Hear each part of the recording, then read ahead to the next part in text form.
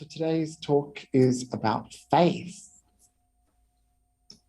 So I'm just looking at the participants and thinking, oh, this will be interesting, because I think some of you are quite new to Buddhism. Some of you have come to Buddhism from quite a different, maybe an interesting path towards this kind of spiritual practice. Some of you are maybe Buddhists by birth. Perhaps you grew up in a Buddhist country, or you knew that you were Buddhist from a young age.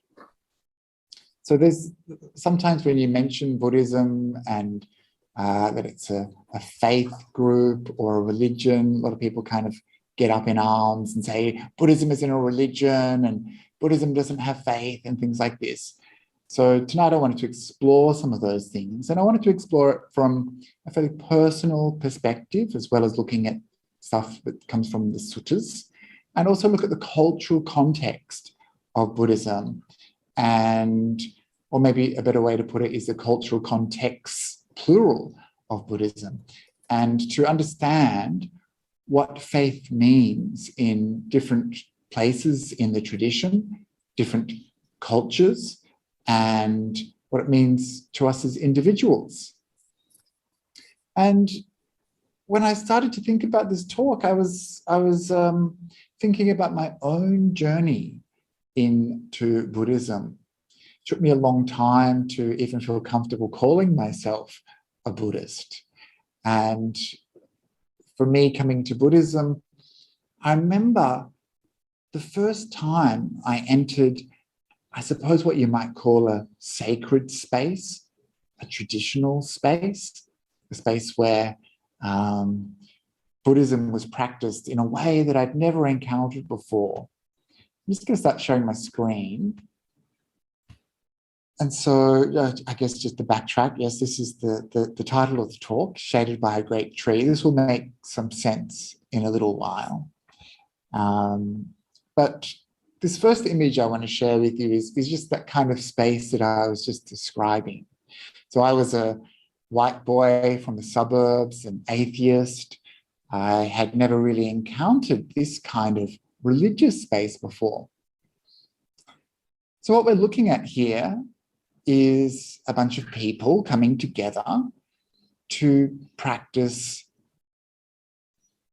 in a way that is an external manifestation of their internal faith. So they're practicing Buddhists. I mean, is this what we mean when we talk about practicing Buddhists? I don't know. And what we're looking at is, I guess, a kind of ritual, a ceremony. It's an external manifestation of people's internal belief in the Buddha, Dharma, and the Sangha. And so this is something that I found really confronting when I first started going to these sorts of venues, monasteries, Buddhist centers, other countries. I came from a tradition where there was no Buddha image, where there was no candles or incense, there was no ceremonies as such. And when I encountered this kind of stuff, I was kind of a little bit freaked out, actually, because I was like, what am I doing here? Is this what I signed up for? Is this what I believe in? But I think underneath all that was this confusion, a lack of cultural understanding, maybe even some culture shock. I didn't know what was going on. Not knowing what was going on made me uncomfortable. I couldn't understand the language. I didn't know how to bow correctly.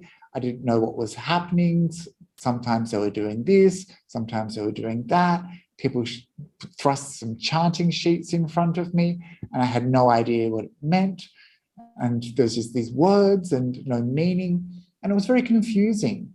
So in a way, this external manifestation of other people's faith ended up making me feel a little bit less faithful. It had the opposite effect because it was confusing, because it was culturally different. And it took me some time to grow into this practice. It took me some time to uncover the meanings, the purpose of these things. It took me some time to appreciate what these practices meant to the people who did them. And so this is something I learned, and I continue to learn through my practice as a Buddhist, just how different people's expression of their spiritual practice is, and just how varied it is from place to place and culture to culture, person to person. And so I've learned to kind of suspend a little bit of my judgment and to try to understand what it means to have an individual faith, what it means to share that with a community, and what it means for us as spiritual practitioners to touch base with that aspect of ourselves, to develop our faith, to want to increase it and make much of it as we go along the spiritual path. And so that's why at the beginning of tonight's session, just as with many other beginnings of Buddhist talks, ceremonies, meditation retreats, we're going to start by using the traditional expression of faith, which is the chanting of the Namo Tassa and the going for refuge, along with the recollections of the Triple Gem. So it's already quite a lot of information. And I'm going to share out my screen so that you can chant along. And I encourage you, if this is something that you don't usually do, I encourage you to just give it a go. And you can just enjoy the sound of the chanting, or you can read the meaning of the words. And you can just see what it means to have an external manifestation of something that's usually internal for us. I know for me, when I come to practice in this way, it's like coming home, touching base with a part of myself. It sets up a spiritual container, a sacred space for me that separates the rest of my life from this activity. And even though I'm a monk, my whole life is pretty much spiritual and Buddhist, this is something I remember was very useful from my lay life, that I left behind the world outside and I came down to sit, and I did this ritual of chanting. In a second, I'm going to light some candles and incense. And it was a way of centering myself. These words, these chants, these acts of doing the lighting of candles and incense, bowing, these are useful because they establish us in the moment, and they remind us of why we're on the spiritual path. So this manifestation of faith is like a reminder, it's like a centering, a kind of anchoring that we can use for our practice, that helps contain our practice and give us a space where we feel like we're spiritual people. And so when you look behind me here, you see there's already quite a lot of things going on. We have the image of the Buddha. It's called a Buddha Rupa. When we first moved in here, we didn't have one, and one of our friends, a nun in the Tibetan tradition, Ayayeshe actually, she insisted that we have one, and so she actually fundraised and bought us a Buddha Rupa. And so this is quite a common feature, of course. It's the teacher, our teacher, the progenitor of Buddhism. So this is why we keep it on a higher level here, and why we bow down to not the Buddha as a kind of god or anything like that, but bowing down to the qualities that the Buddha has. And I'll talk more about that later. And of course, there's already some candles burning. You can never have enough candles, as it turns out. And I was thinking about this today because it's this offering of light, which is what we call it. It's an offering of light. This is, it goes way, way, way back. And humans have this fascination with fire, and goes way, way back to fire worship, I guess, controlling fire, triumphing over nature. And it's also an offering of light, shattering of the darkness. That's why candles are used. It's like a symbol for enlightenment. We have... Bhante, you might want to stop the share so that we can see a bigger screen of your... Sure. Good idea. Okay, very good. Thank you. Okay, so here you can see in detail. And then there's a flower here on the shrine as well, which is a rose, which usually flowers represent impermanence. It's kind of like this beautiful thing that represents the brevity of life. And here, this one actually is being enclosed in argon gas. And so it's actually trying to thwart the Buddha's teaching of impermanence. And so we have these things on the shrine. We have this direction for our practice. So usually we begin by bowing 3 times, bowing to the Buddha, bowing to the Dhamma, and bowing to the Sangha. And the Sangha here, of course, is the Arya Sangha, the noble Sangha, Sangha of enlightened beings. Doesn't mean the mundane, everyday, monastic Sangha like me. It means those enlightened beings who have realized the truth of the Dhamma, the truth of the Buddha's teachings for themselves. And so this is the way that we begin our practice, by bowing 3 times as a mark of respect. And I remember it being really confronting for me the first time I bowed. It was something that was completely alien to me. I'd never done it as a youth, and I found it really difficult, really confronting. And it took me some time to feel okay about it.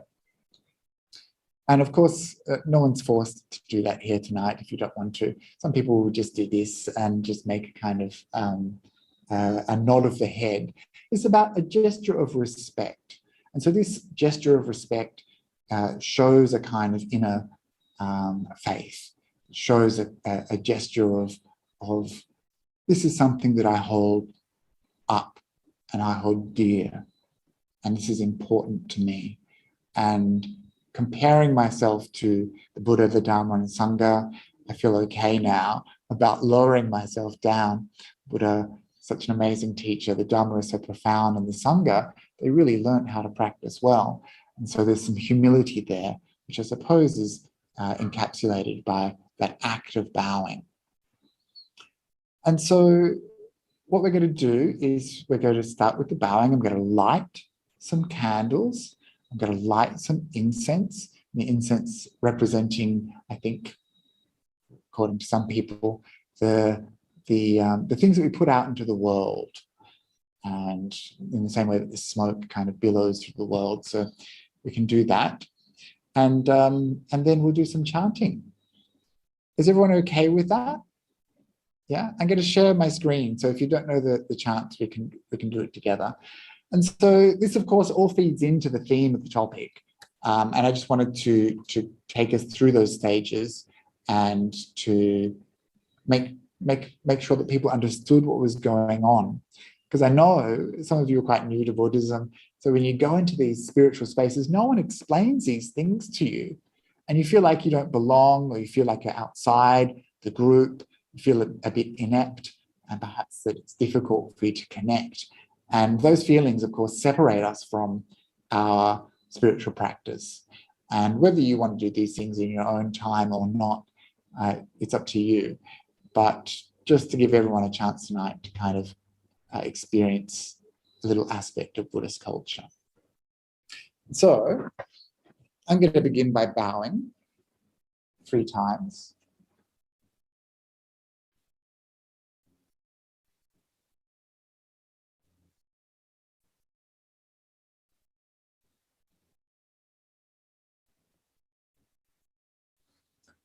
Then I'm going to make the offering of light.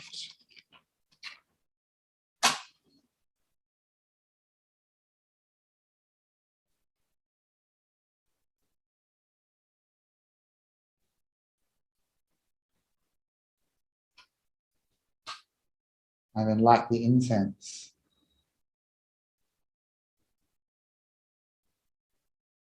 Thinking about the things we put out into the world.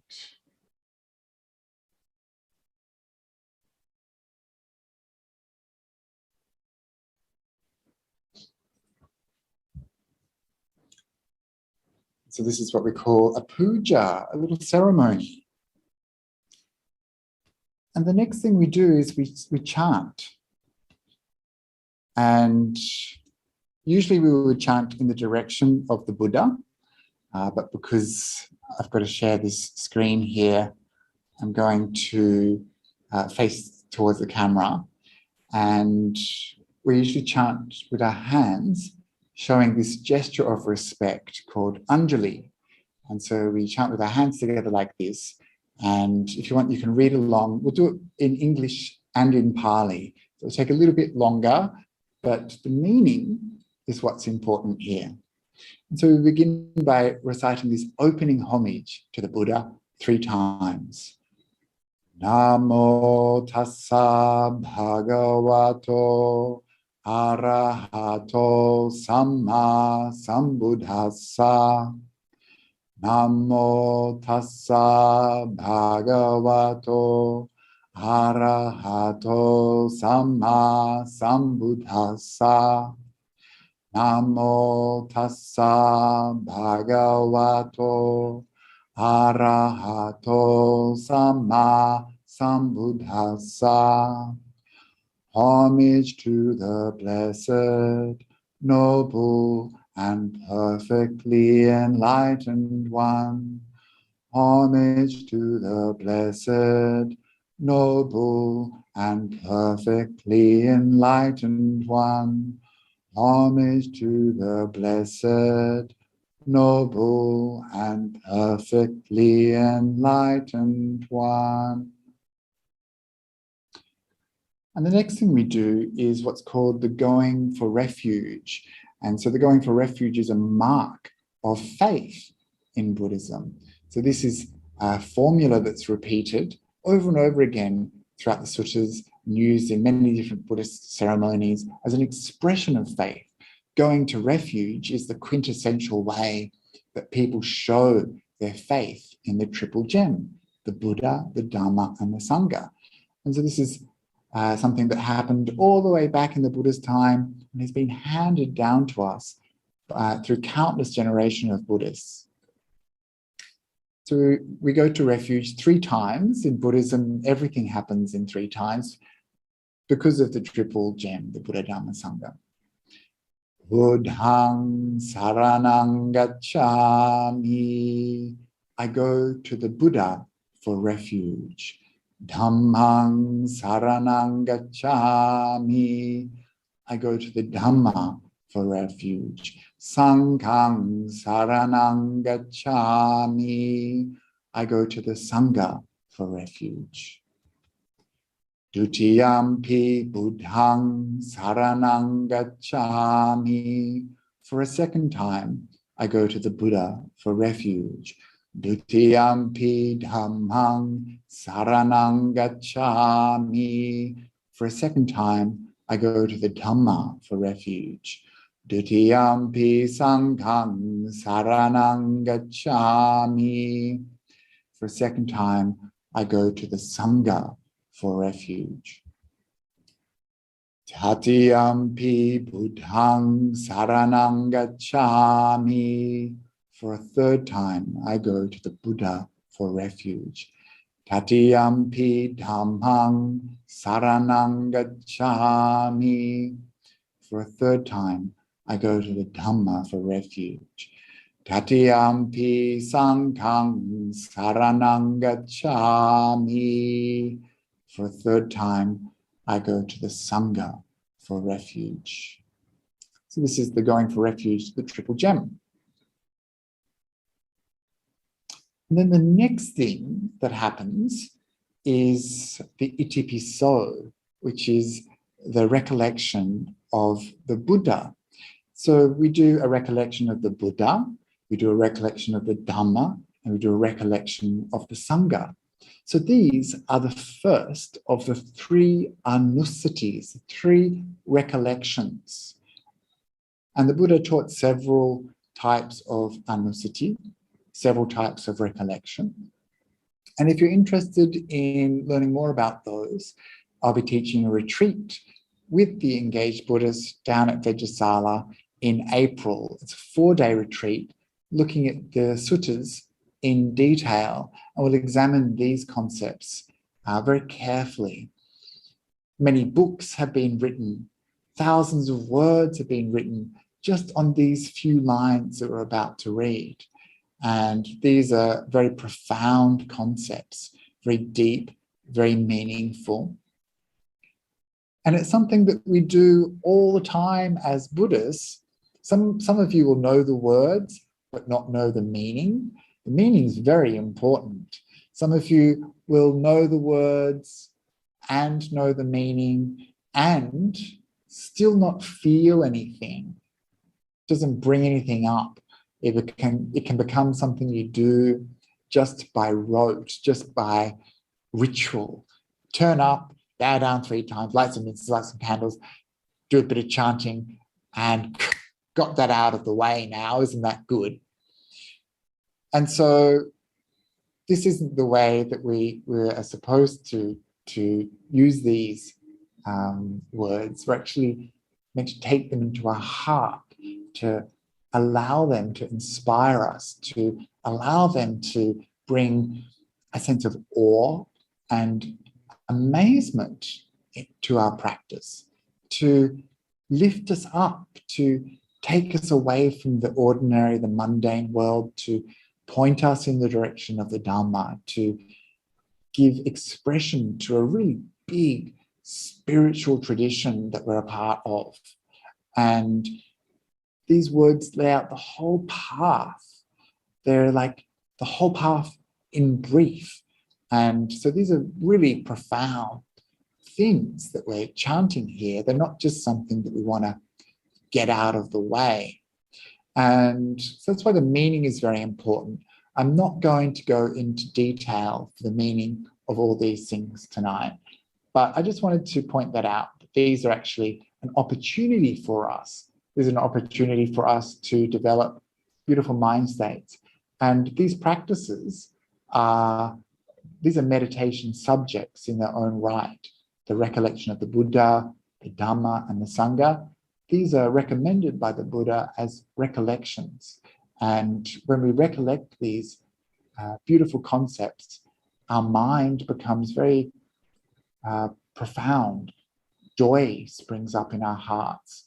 We get rushes of pity. We get beautiful bliss from thinking about these incredibly wonderful concepts, and thinking about our relationship to these brings a lot of joy in our hearts. And these are used as a vehicle to move us towards samadhi. And so they're not just a ritual that we have to get out of the way. These are things that will create the Dharma in our hearts, incline our mind to really skillful states, and develop our meditation to samadhi.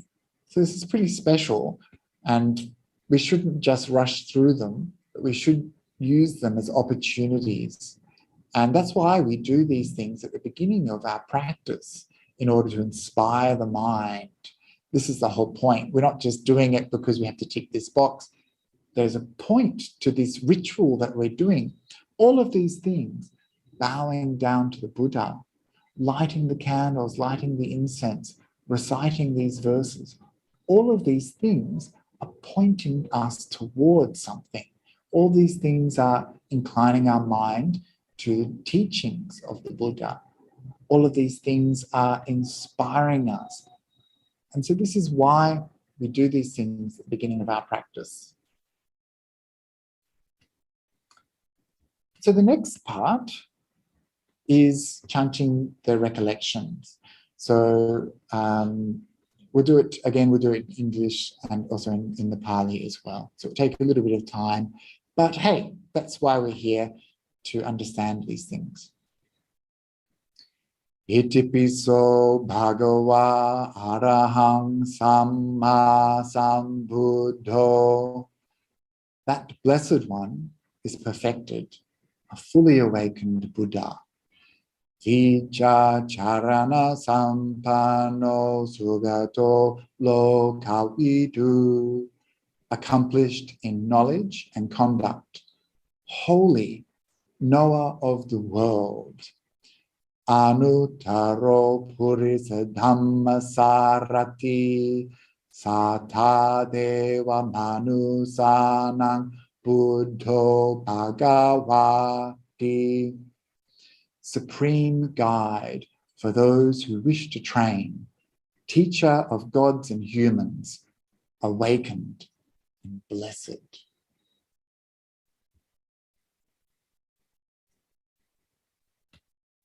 And then the recollection of the Dhamma. Swakato Bhagavata Dhammo. The teaching is well explained by the Buddha. Sambhitiko Akaliko Ehipasiko. Visible in this very life, immediately effective, inviting inspection. Opanaiko Pachatang Veditapo Vinyuhiti, relevant, so that sensible people can know it for themselves. And the recollection of the Sangha. Supatipano Bhagavato Sāvaka Sangho. The Sangha of the Buddha's disciples is practicing the way that's good. Ujjupatipano Bhagavato Sāvaka Sangho. They're practicing straightforwardly. Nyayapatipano Bhagavato Sāvaka Sangho. They're practicing methodically. Samijipatipano Bhagavato Sāvaka Sangho. They're practicing properly. Yadidam Chattari Purisa Yugani Ata Purisa Pugala. It consists of the 4 pairs of the 8 kinds of individuals. Esa Bhagavato Sāvaka Sangho. This is the Sangha of the Buddha's disciples. Ahuneyo, Pahuneyo, Dakineyo, Anjali Karaniyo. They are worthy of offerings that are dedicated to the gods, worthy of hospitality, worthy of a religious donation, worthy of greetings with hands joined. Anuttarang punya ketang lokasati. They are the supreme field of merit for the world. This is Bhante Sujato's translation, which has thrown me a little bit. But you can see from these qualities that there's a lot going on. That's why I said this is the whole path in brief. We have the Buddha who appears in the world. We have the Dhamma, the teaching that he discovered himself through his own efforts. And then we have the Sangha, the people who have heard the teaching, understood it, and become enlightened as well. And so this is the whole path. The path that we're aiming for is also to come out of suffering. And to come out of suffering completely is to become enlightened also. And so these are the 3 ways that we recollect the Buddha, Dhamma, and Sangha. And these are the 3 ways that we affirm our connection to the historical Buddha, his teachings, and the large Buddhist tradition of enlightened beings, people who have attained the same realizations as the Buddha over thousands of years. And so when we chant these things, we're connecting with that bigger tradition. And that's why it's a cultural expression. Of course, people practice in their own very idiosyncratic, very personal ways. And I think that's a really important thing. People have their own way of connecting to their spiritual practice. They have their own little rituals, they have their own special spot, their own way of sitting, their own way of reflecting, and these are really important. We don't want to feel like we're peer pressured into doing a certain form of expressing our faith externally. And when it comes to our inner expression of faith, the way that we connect with that part of ourselves, it should be individual. It should be personal. It should be something that matters to you. It should be something that brings about some emotion in your heart. Because faith generally is slightly irrational, slightly emotional expression of our understanding of something. I'll talk a bit more about that later. What exactly does faith mean? And is this a good translation for the words that we find in the Pali? Is this meaning that we understand something that the Buddha meant by using this word faith? And so this concept of this great trees, it's not only about the Buddha sitting under a tree, but this is something that the Buddha described as a way that we can understand faith. And so here we have a picture of a seed and it's growing. The Buddha said, faith is the seed. Austerity is the rain. So austerity here is tapas. Tapas is like your meditation practice, your practice of renunciation, of sense restraint. This is tapas or austerity. You might think of it just as practice. Faith is like a seed, austerity is the rain, and wisdom is the yoke and plow. So faith is a seed. It's the beginning of something. It's something that contains growth that can occur. The rain is a meditation practice that helps nourish that seed of faith. And that wisdom, this is like what we harvest. It all comes from this tiny little seed. And so for many of us, there was a little seed that took us towards the Dharma, a little bit of conviction. We heard something, we read something. Maybe we saw a statue of the Buddha and it inspired us. This was the seed. This was the beginnings of our faith.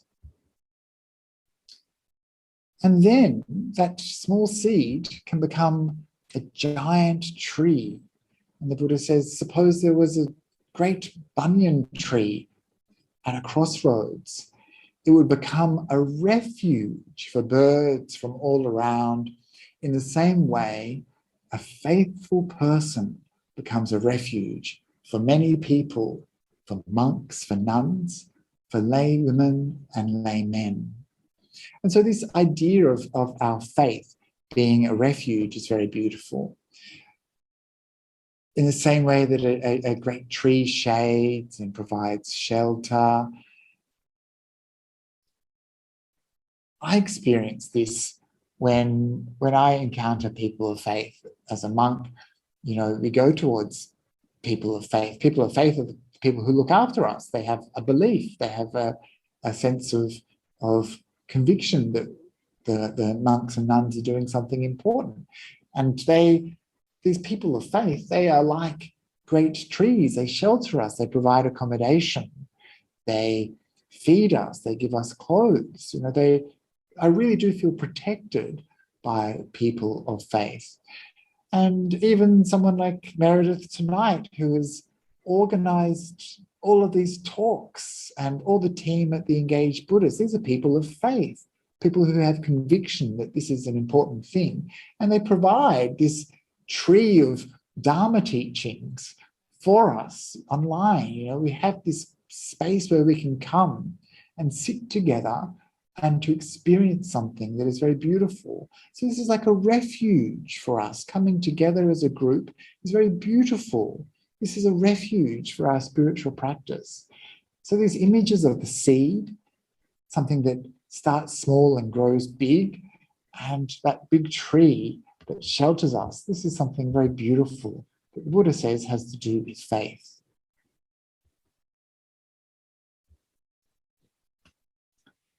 And so this is, again, that kind of external version of faith. And I mentioned before at the beginning of the talk that sometimes this can be a bit confusing or a bit culturally different. And I just want to acknowledge that. And I want to acknowledge all the different ways that all the different traditions practice their faith, that they manifest it. So in the West, like the most common way, we go to a meditation center or a retreat center, we come together as a group, we listen to a Dharma talk, but there's many other different ways of practicing. There's many other different expressions of faith. And I think it's very important for us to be aware that in the West, there is also a culture. I go to a lot of meditation groups, and they don't have these external expressions of faith. They don't have candles and incense, they don't bow down, but there is still a culture there. And sometimes people don't see it because they think of it as normal. But I guess if you're coming from like Thailand or Laos, going to a space like that, you have this kind of jarring culture shock, in the same way that I had culture shock going to Thailand and Laos. And so I just want to acknowledge that there's different ways that faith is expressed, and that's wonderful, that's good. But it isn't all equal, and we want to understand what faith is not. And so I thought it was good to do some myth busting at the beginning here. So when we express our faith, we are not praying to the Buddha. The Buddha is not a God. He's not an omnipotent figure who can grant us wishes or cure us or protect us. We're not praying for favors from the Buddha. We're not asking for mercy or for anything like that. It's not mere devotion. Faith isn't just about these external things. Faith isn't just about lighting a candle. It's much more deeper, much more meaningful than that. So we have to be careful that we don't lapse into a mere ritualistic form of faith. It's not going to help us develop as people on the spiritual path. So faith in Buddhism isn't really mystical or magical or superstitious. By that, I don't mean that there's some sort of, we don't access the Buddha through our practice of faith. He doesn't talk to us or tell us what to do. He's not like an oracle. We don't have to perform rituals in certain ways to please the Buddha. This isn't how we practice. Maybe some Buddhist traditions have these aspects to them. But in early Buddhism, the path that I practiced, we don't have these kind of superstitious forms. And our faith is not exchanged for material gain. We don't go to Refuge for the Buddha hoping to get a pay rise or a new job. And most importantly, in Buddhism, faith is not blind. It's never asked of us that we should not question. It's never asked of us that we shouldn't have doubts or want to understand things better. We want to have a reasoned faith, something that makes sense to us. And for me, sometimes I see the way Buddhism is practiced in different places, and there is a little bit of a shock. You know, here we have on the left some people expressing devotion and making meritorious actions by putting gold on an image of the Buddha. So they're expressing generosity, they're showing their devotion. But I'm not sure why this is important or how this benefits them.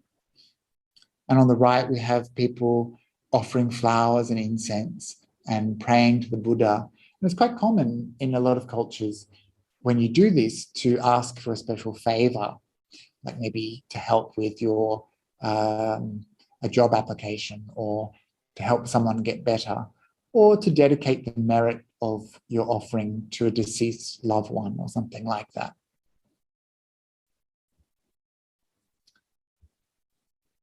And I found these these requests on a Buddhist website where people were praying for something. And so this is a kind of faith that I don't think is very useful. And so it says, I can't read it all because the screen is covered up here. Pray for a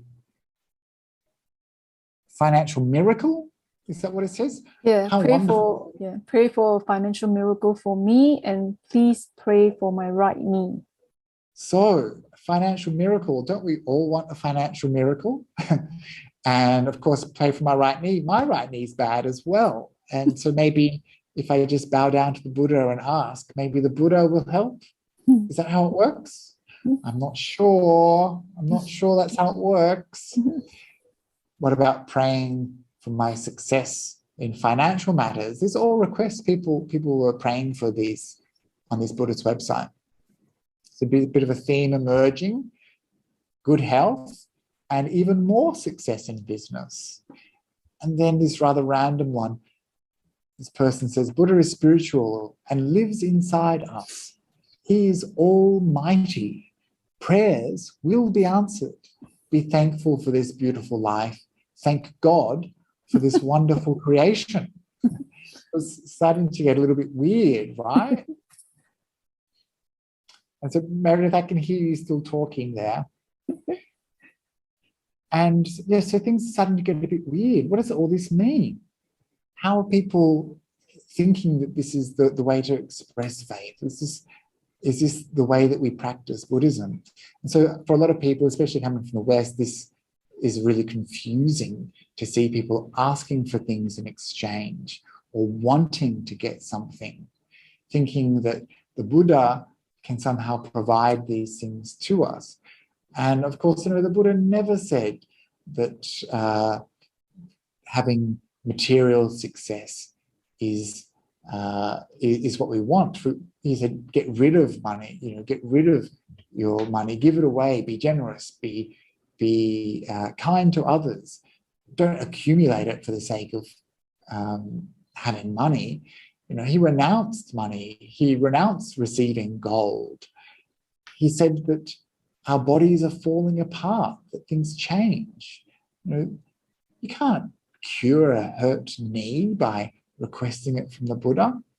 And so it's important when we think about the way we practice, just to watch out for how these things might start to creep into our practice and how they might not lead us towards the path that the Buddha described, but away from what is important for us to realize. And this image here is an image I found of, I guess, what you'd call a type of faith healing. So this is a kind of danger that we might fall into if we believe that the Buddha is going to cure our ills or help us in financial matters. This is an image of a temple in Thailand where people get into a coffin. These are shared coffins, and the monks come along and they drape the sheet over them, and it cures them of their bad luck. And so they're kind of reborn. So this, of course, is a kind of ritual, kind of superstitious thinking. And this is not what the Buddha taught. And this is not what we mean by faith. We're not going to heal our ills or heal our woes with this kind of faith. So what is faith in early Buddhism? Faith is a confidence, a conviction, and these are the words I use in the meditation. These are inspired. Our confidence is inspired, our conviction is inspired by qualities, by knowledge. And most importantly, our faith is inspired, our conviction rests upon our experiential understanding. We've seen it for ourselves. We understand it, we know it for ourselves, not because someone told us, not because we read it in a book, but because we experience it for ourselves. And that's why that personal expression of faith is very, very important. Those things that we know, those things that we've heard, those things that make sense to us. This is what we place our conviction on, our confidence in. It can also be devotional. It can be emotional. It can feel inspired and joyful. It should. These are such beautiful things. They should lift our mind. We should feel wonderful to have this conviction in our heart. We're not lost. We have a path. We know where we're going. And it can also be a very reassuring thing. It can help us to feel centered. And there is a kind of protection that comes from having conviction, from having confidence. We see this also in the suttas, where the Buddha would encourage people who are alone in the forest to practice a recollection of the Buddha. And it wasn't, I don't think, a kind of superstitious thing or that the Buddha was magically protecting, but it was more that these qualities create peace and calm in our minds. We become serene. There's another word, which I'll get to in a second, pasada. Pasada, which means like a kind of brightness, a clarity, but it's also like this kind of serene confidence that we can develop as a kind of faith.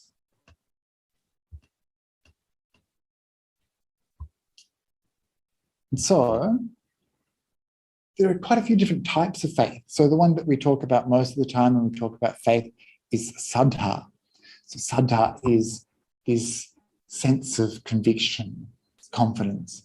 It's also one of the 5 spiritual powers, the 5 spiritual faculties. It's used in a lot of different ways, but it's also used in this very plain form of having confidence in something that we've heard, or having confidence in a teacher.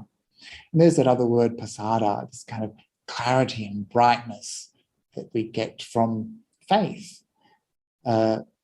Feels right, it feels good, we're assured, we feel like we've got the right thing, we've got the goods. And then there's avecca pasada, which is that experiential confidence.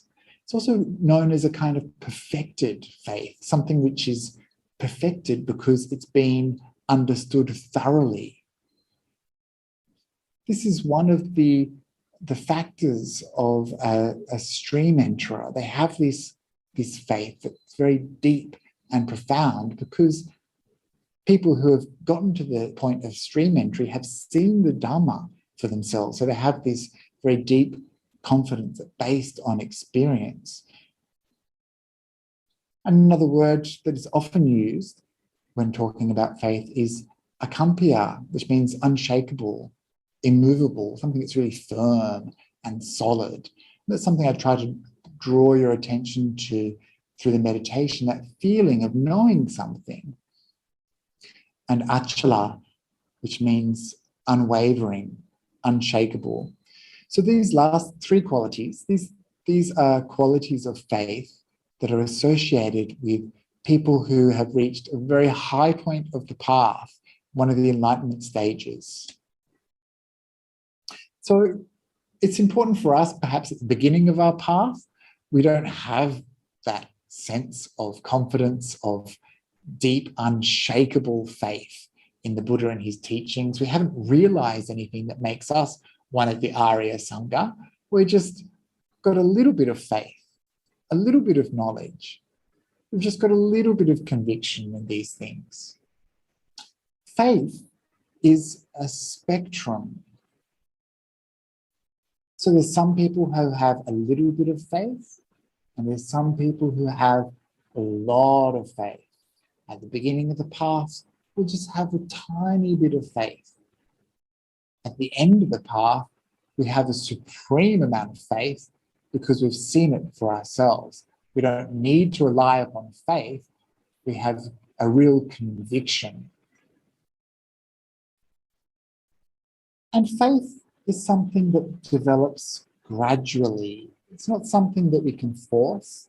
It's not something that we can push.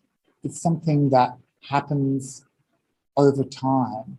And it happens because we get new information and it helps us to deepen that faith. And so that's what I mean when I say that this quality of faith changes over time. It doesn't stay the same. The faith that I had going to a monastery for the first time is very different to the kind of faith I have now as a practitioner. And as mentioned before, those higher stages of faith, they're associated with seeing the truth for yourself. And so you can imagine if you've got that deep kind of faith that comes from seeing the noble truths for yourself, how different your mind would be, how different your belief in the Buddha's teachings would be. So as I said before, we have this traditional expression of Buddhist faith, which is taking refuge. Sometimes it's externally, like lighting the candles and bowing down, doing the chanting. Sometimes it's internally, I have this belief in the Buddha and his teachings. It can come upon us sometimes in our meditation practice, or when we read a sutta, or we have a memory of a teaching, and it's like, oh, it's so profound, so meaningful, so fortunate to have. And so we have this intellectual confidence. Most of us will have a smidgen of intellectual confidence. And the way we gain more faith is by seeing the results in our practice. When we see the results, we gain more conviction. The Buddha was right. He wasn't just joking me around. These things are true. A little bit more faith arises. I'm just going to skip through that or move to this screen, which is the development of faith in the suttas. So this is something that I mentioned during the meditation. The way these things happen in the suttas is probably similar to the way that we encounter the Buddhist teachings in our own lives. So it starts by seeing or hearing about someone or something, a teacher or their teaching. We get inspired enough to go and see them. We hear this reputation, we've heard about their teachings, and so we approach them and we listen to the Dhamma. So we see here that faith kind of comes before we meet a teacher. Faith is something that we need to have as that tiny little seed within ourselves. And for me, maybe that faith was something that I had when I would see images of the Buddha when I was a young person. I would see a Buddhist monk or nun, and I had this kind of like, there's this spiritual life out there in the world, something that I'm interested in. This is a kind of faith that there's a curiosity that wants to learn more. There's something in me that resonates with that. So it's a kind of faith. It's like that seed. It's something that allows us to go and seek out more.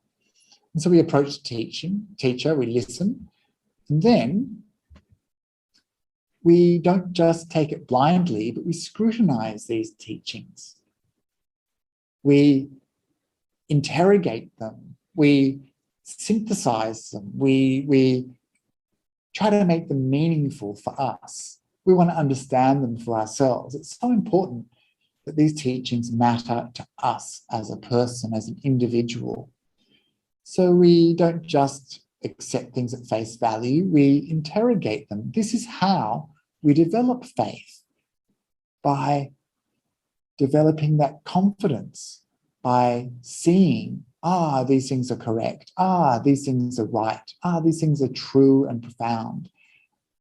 This allows for more faith to come into our hearts. And then we put those teachings into practice. We actually live them. We hear the Buddha say killing is bad, don't kill, and then we practice non-killing and we see how our mind feels when we don't kill. We understand, when I do kill, then my mind feels like this. So we start to see how the Buddha outlined a spiritual path that helps us, so we can gain confidence in the teachings in this way, scrutinizing, putting the teachings into practice, and seeing the results. When I meditate, I feel calm and peaceful. My mind becomes serene. I get stillness. Ah, the Buddha's teachings were right. We know for ourselves. We see it for ourselves. And this is what's important. This is why I teach, and Bhante Akaliko and other teachers also teach a process of reviewing after meditation. But reviewing is something that we can do anytime in our spiritual practice. It doesn't have to be just after meditation, but to see, these are the teachings, this is how I practice, these are the results I get.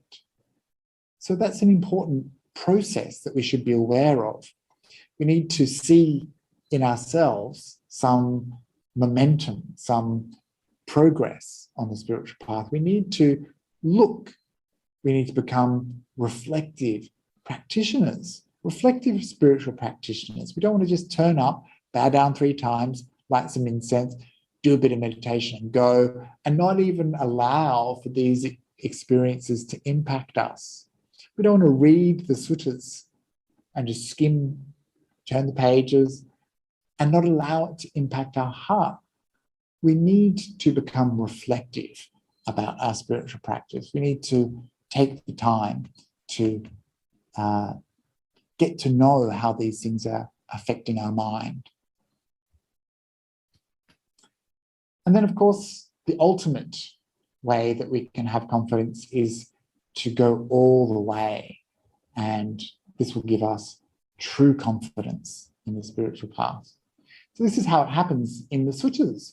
We see this in many, many different suttas. Someone has heard about the Buddha, they go to see him, they hear a teaching, their mind becomes inspired, they gain conviction, thinking, oh yes, that teaching was pretty good. In fact, I think it's true.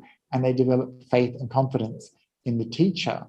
They develop faith in the Buddhist path. So I've got this huge presentation planned. I don't know what I was thinking that I would be able to get through it. So I'm gonna leave it there, and maybe sometime we can do a part 2. But I think these are the most important aspects for us, that we're spiritual practitioners, we belong to a culture, but we have a personal expression of faith. We also have this external expression of faith, which is really important too. And both of these things can benefit us as practitioners.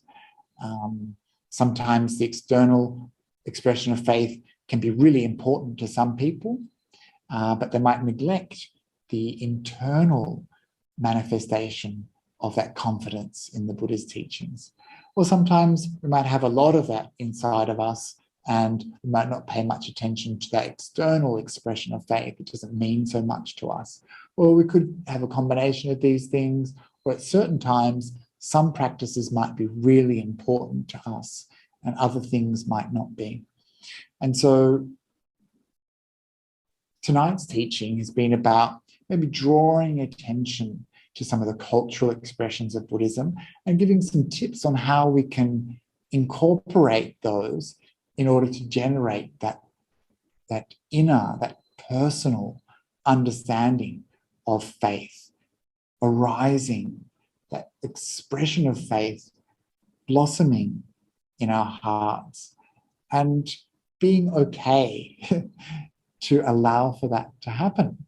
It's a kind of opening up, kind of releasing, to have this conviction which allows the mind to become confident, stable and steady, to become strong in your spiritual practice. Having this kind of faith is going to mean that you're going to keep going on the path. When we have those crises of faith, or we lose interest, or we become neglectful of our spiritual practice, this is when our faith is starting to wane. And our faith starts to wane when we don't have this sense of confidence that comes from seeing the changes that our spiritual practice has made in our life. When I look back at my own life, it's easy for me to forget just how much I've changed, just how important my spiritual practice has been, just how much faith I've accumulated in the Buddha's teachings, because it's so incremental. And so sometimes when we are, we've been on the spiritual path some time, it can be very easy to forget the causes that brought us to our current spiritual condition.